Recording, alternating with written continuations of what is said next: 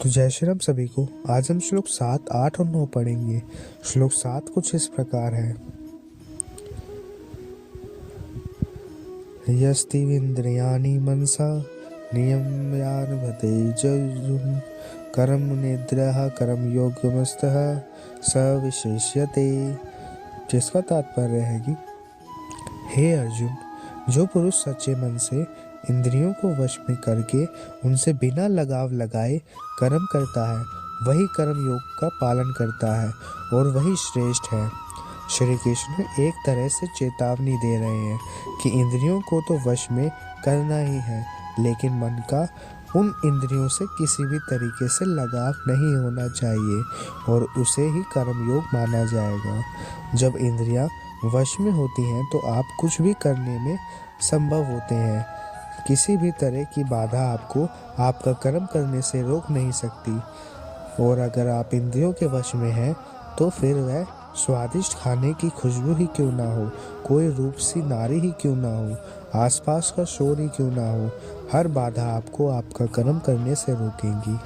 अगला श्लोक। नियतं कुरु कर्म तवन कर्म जायो हर कर्म शरीर यात्रापि पचते न प्रसिद्ध के मर्मणः।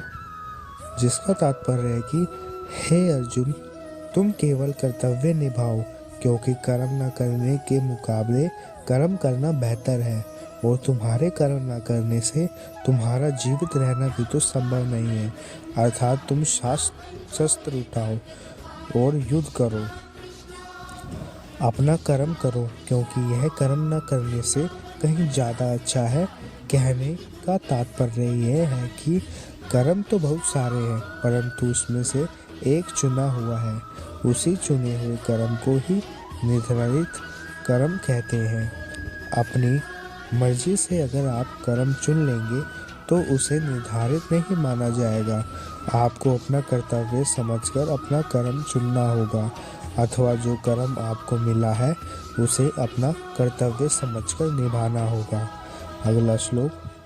याज्ञातर्थ कर्मणो नियंत्र लोको यन कर्म बंधनः तदर्थ कर्म कौन्तेय मुत करसंड समाचार।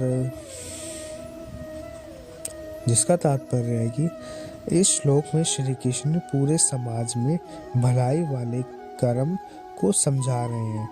यज्ञ वह होता है जिसमें सब शामिल होते हैं। श्री कृष्ण कहते हैं कि यज्ञ के लिए किए जाने वाले कर्मों से ही ये मनुष्य समुदाय कर्मों से बंधता है। इसलिए है अर्जुन, तुम इच्छाओं को छोड़कर उस यज्ञ के निमित्त ही कर्म करो। यज्ञ अर्थात समाज की भलाई के लिए किया गया निस्वार्थ कार्य। हमको भी अपने कर्तव्यों को यज्ञ समझे के कार्यों में अपना योगदान देना चाहिए, जिससे समाज का भला हो सके। इसे ही आप निर्धारित कर्म ही मानिए।